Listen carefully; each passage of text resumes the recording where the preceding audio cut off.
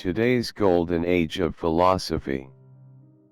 Few people know this, but our age is an amazing time for people who love philosophy.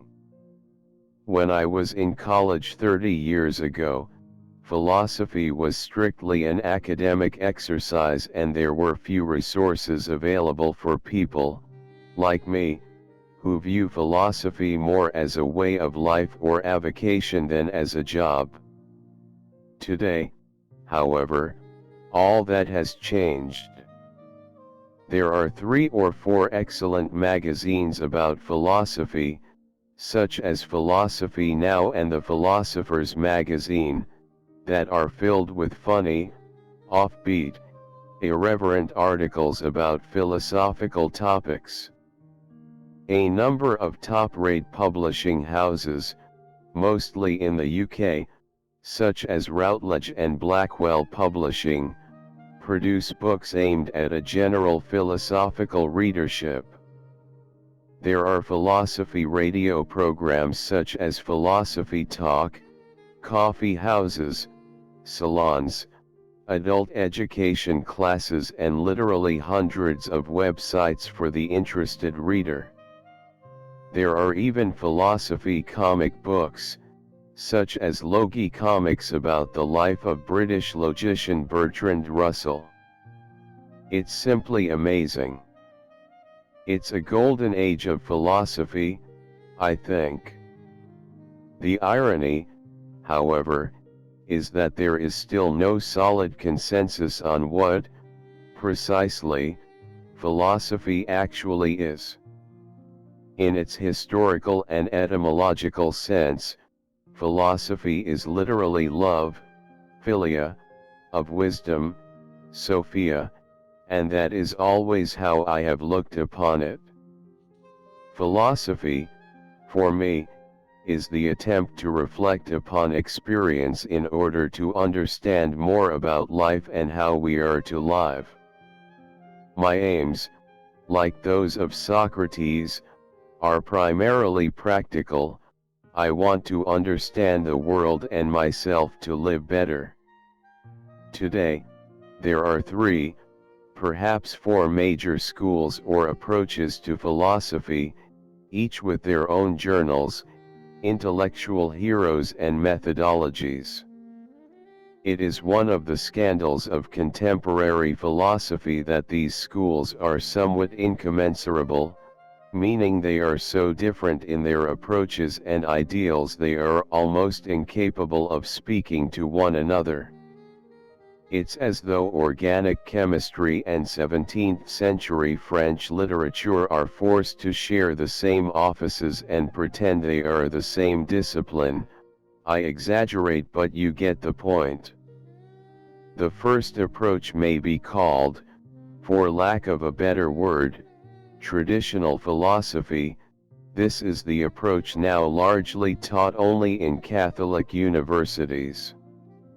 It is primarily historical in orientation, a history of philosophy style in which students study the thought of, say, the ancient Greeks, and Descartes, the British empiricists, Kant, Hegel and so on.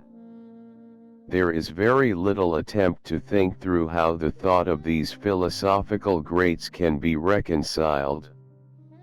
The idea appears to be that by working through all of these great thinkers, eventually the student will come to his or her own philosophical conclusions, although there is really no fixed method or approach given for doing so.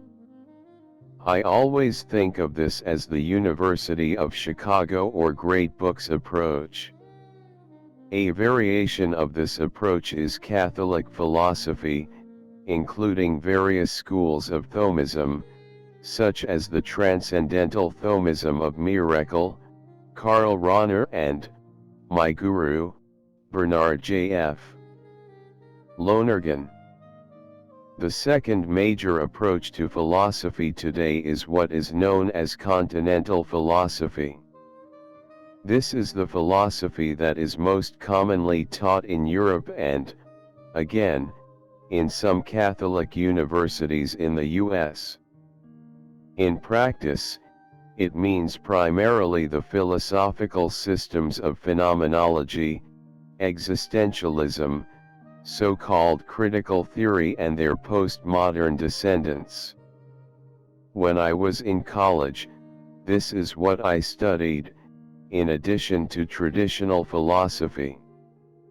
We read the classic texts of phenomenology as well as such trendy philosophers as Jean-Paul Sartre, Merleau-Ponty, Heidegger, Karl Jaspers, Max Scheler, Edith Stein and others.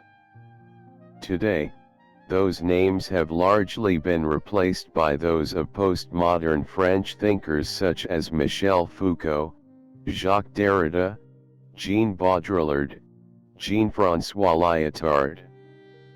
While classical Husserlian phenomenology does attempt to solve major philosophical problems and actually be a descriptive science, in practice students of continental philosophy, like their traditional philosophy counterparts, spend much of their time studying the works of individual thinkers and writing papers on aspects of their thought. There is a greater interest in continental philosophy in social and political questions, however. The third and allegedly dominant approach to philosophy today is analytic philosophy. This is the philosophy most commonly taught in the UK and in major US universities. Built upon the infrastructure of British empiricists such as David Hume, analytic philosophy appeared in the early 20th century through the work of such thinkers as Bertrand Russell, Gottlob Frege, G.E.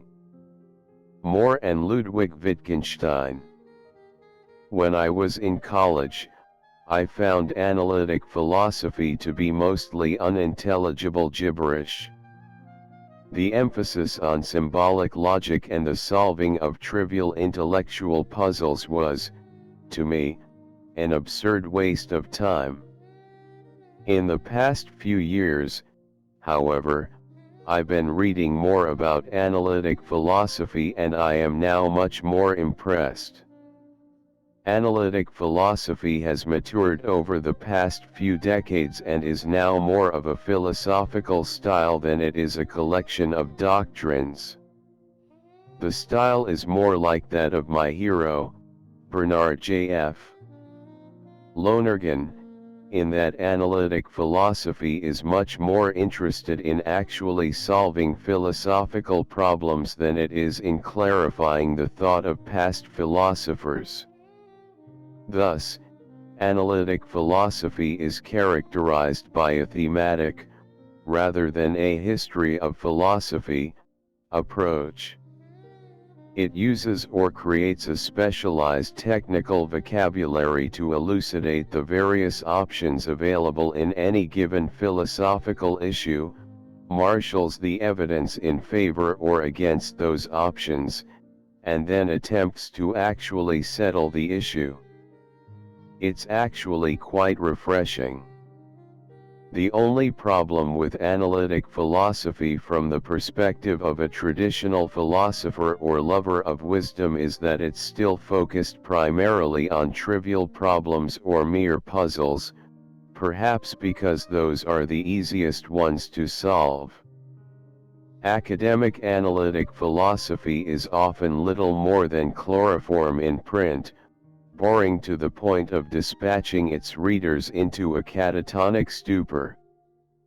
The cure for this tedium has been, over the past several years, the appearance of those popular philosophy journals and publishing houses I mentioned earlier.